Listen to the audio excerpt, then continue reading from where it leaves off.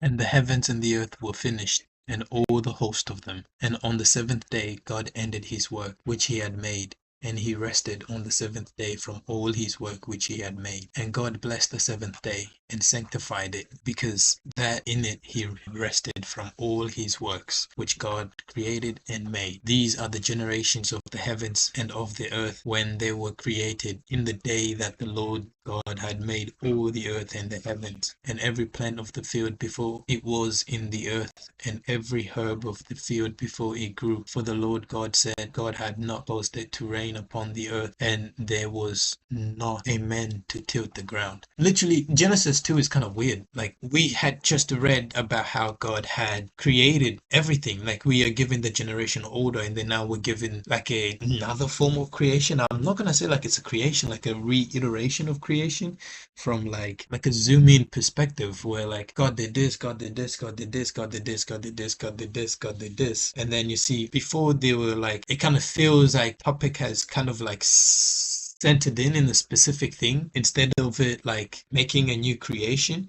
But then it kind of seems like it is, but it seems like it's saying before God did this and that, there were no this and that. Like, it kind of seems like it's giving us the first part, and it seems like it's giving us it's laying down the foundation to say this part before every plant. Kind of seems like, and then God said, create, let us make man in our image. Like, kind of seem like it, but on a larger scale for this part. But they went like narratively, not theologically, narratively, just the way it seems to be going. And they went up to a midst from the earth, and hid the whole face of the ground. And the Lord God formed man of the dust of the ground, and breathed into his nostrils the breath of life, and man became a living soul. It kind of seems like they're centering into the creation of man. Let us make man in our image and our likeness. Chapter 2 basically is starting from let us make man in our image and our likeness. So the combination is basically like, and the Lord God planted a garden eastward in Eden, and there he put a man whom he had formed. And out of the ground made the Lord God to grow every tree that is pleasant to the sight and good for food, and the tree of life also in the midst of the ground, and the tree of knowledge of good and evil. And a river went out of Eden to water the garden, and from hence it was parted, and became into four heads. The name of the first is Pison, it is which compasseth the whole land of Havilah, where there is gold. I should look that place. I'm sorry. Gold of the land is good, and there is a bdellium and the onyx stone. And the name of the second river is Gilhon, the same that cometh the land. And the gold of the land is good. There is bdellium and onyx stone. The name of the second river is Gilhon, the same that compasseth the whole land of Ethiopia. And the name of the third river is Hedikah, that is which that goeth towards the east of Assyria. And the fourth river is Euphrates. And the Lord God took man and put him into the garden of Eden to dress it and keep it. And the Lord commanded the man, saying, of every tree of the garden thou mayest freely eat, but of the tree of the good and evil thou shalt not eat of it. For in that day thou shalt eat of but the tree of knowledge of good and evil thou shalt not eat of it. For in that day thou shalt eatest of thereof, thou shalt surely die. And the Lord God said, It is not good that the man should be alone. I will make him an helper to meet him. A helper, right? This is the thing that, like, in my culture they would always emphasize this aspect of like the woman being the helper over and over again. Like, you're here to help the man, you're here to help the man, kind of thing, right? And I always conceptualize that, like, did that come from this? Did this birth that understanding, or did they like inherently have their own, their own structure that made them come to that understanding? Because inherently I don't necessarily disagree or agree with it, because for me it doesn't take much from anyone if they are so. Because if someone is a helper, such as it's saying here, a helper in life, the bare minimum, they have to be able to meet you where you are at in life. So the bare minimum, they have to not be less than you. So I don't even know where it would be a point of contention in this point. I guess I would be looking for a contention if I were to say there is one here, but in truth there really isn't. But then I guess there would be, because it's initially being taken in those circles to emphasize that, like, the lesser than. Can't deny that. It would be stupid to say that hasn't been used. And out of the ground the Lord God formed every beast of the field and every flower of the air, and brought unto Adam to see what he would call them. whatsoever Adam called every living creature, that was the name thereof. And Adam gave name to all cattle, and to fowl, and the air, and every beast of the field. But for Adam there was not found any helper to meet for him. Adam is given for the supreme authority to denote the functions of creations of God. It's quite pretty awesome. Like, because the way this Bible works is that, well, the Bible seems to work anyways from my perspective. It seems that the name of a character or of a thing seems to denote its function. And here, Adam doing this is basically denoting the function of all living beings. And this could, in a sense, bring about the way we think, that we're the center of the earth in that kind of sense. The world revolves around humans. This might be because of this kind of teaching that we've all been taught, you know. We choose to denote function to other non-living or other living things that are non-human. We sort of like choose to denote their functions in their lives. This is kind of like what it would make me think. I were to like bring about my, if I were to take something and say like, oh, this is how I want to view it, this is how I want to be it, and this is how I take it, I would take it to say that it's giving me the ability to choose what function, say, animals, cattle would have in my life by default of giving them a name.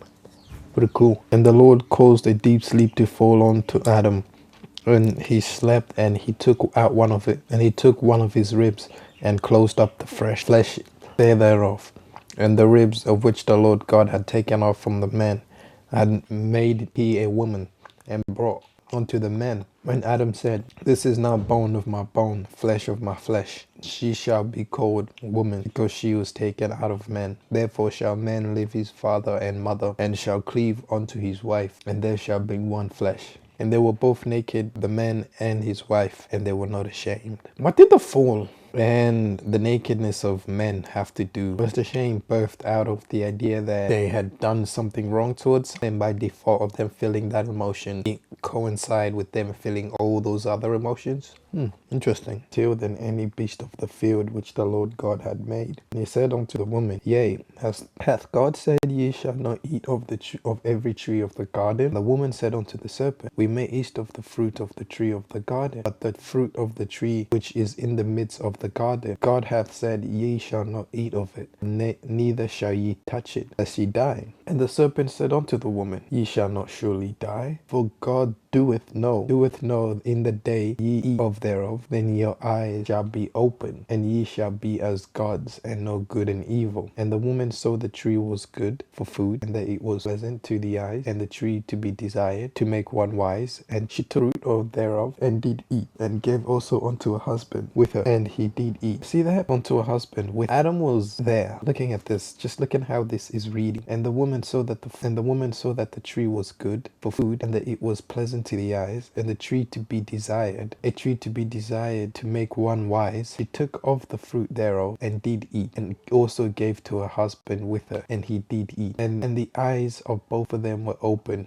and they knew that they were naked. And they strewed fig leaves together, and made themselves aprons. Sorry to finish that thought. But ultimately, looking at how this one just reads, Adam was there. Adam was without a doubt there. He was for this conversation that happened on top of here, this little quoting that Satan was doing. Adam certainly was there. Seems like Adam was there to experience it. Seems like Adam was there to watch it. Guess this is, he just sort of like let it go, let it play out, or I don't know. From the looks of it, it looks like he was there. And they heard the voice of the Lord walking in the garden in the cool of the day. Adam and his wife hid themselves from the presence of the Lord among the trees of the garden. And the Lord called unto Adam and said unto him, where art thou? And he said, I heard thy voice in the garden, and I was afraid, because I was naked, and I hid myself. And he said, who told thee that thou art naked? Hast thou eatest of the tree thereof I commanded thee that shouldn't eat? And the man said, the woman whom thou givest to me to be with me, he giveth of me of the tree, and I did eat. And the Lord said unto the woman, what is that thou hast done? And the woman said, the serpent beguiled, and I did eat. And the Lord said unto the serpent, because thou hast done this, thou art cursed above all cattle, above every beast of the field. Upon thy belly thou shalt go, and dust thou shalt eat all day of thy life. You see that? And he said, like Adam right here seems to just blame God. He indirectly blamed God. The woman whom thou givest to be with me. Clocked out. If you didn't give me that go, I would not have made this mistake. This is exactly what he's saying. Like, this is what it seems like he's saying anyways. Is he wrong?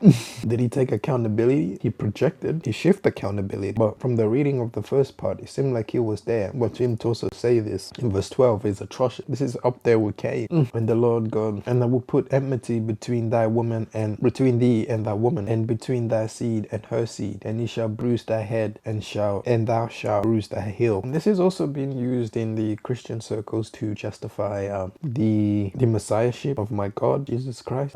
Here where, and I will put enmity between the woman and between thy seed and her seed, and it shall bruise her head, and it shall bruise her heel. That part where the woman has been given a seed, or she has her seed. The way the language seems to denote seems like she generates her own seed. This particular woman here in question, and that can be used to, and is being used to say, and I am too going to use it to say the justifications of the virgin birth, biblically anyways. Unto the woman he said, I will greatly multiply thy sorrow and thy conception. In sorrow thou shalt bring forth children, and thou shalt desire, and thy desire shall be to thy husband, and he shall rule over you. Does that mean she would try and like dethrone her husband? Like there's so many alpha male here the feminists are doing, quote unquote, quotation mark fear, or quotation mark in doing, not the fear part.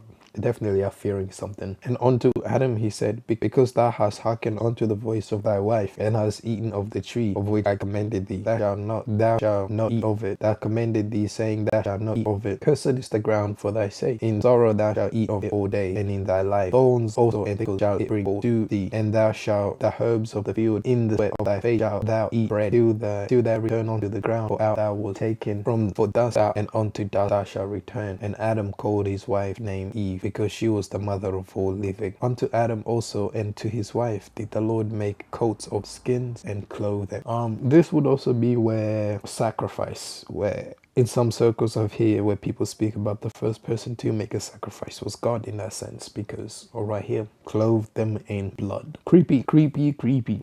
Because my estimation, I would always assume that like, well, where did those coat skin come from? Like, did God like ex nihilo new coat skin?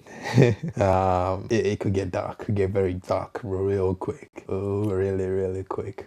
Oh man. And the Lord said, behold, man is become one of us, and to know good and evil. Now lest he put forth his hand and take also of tree of life and eat and live forever. Thereof the Lord God sent forth from the garden of Eden to till the ground of where he was taken. And he drove out the man, and he placed at the east of the garden of Eden cherubims and a flaming sword, in which turns every way to keep the way of the tree of life. So man was not formed in the Garden of Eden, but formed outside, and then God created the Garden of Eden and then brought in man, because this is what it seems like this verse seems to imply. More of the story is, if you see a girl doing something wrong, check her, apparently, because who knows, you may end up cussing your bloodline, man.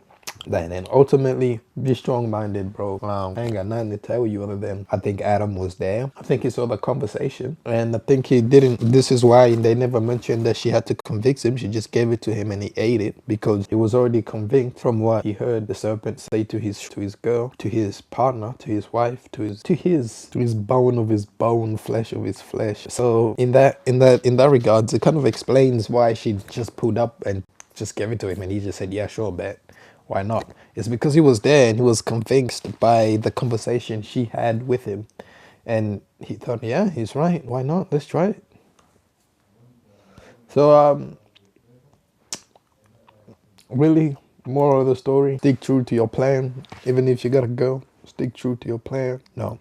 Really and truly, moral of the story is, I don't know what moral of the story. What I realize with these kind of things, there is no moral of the story. Like there is ultimately, but then some people are always looking for a particular type of moral of like lesson. So that could be a different moral of the story, as I say now. Either way, take whatever moral of a story from this that you want to take, as long as it's beneficial to you and to those you care about. Got me out.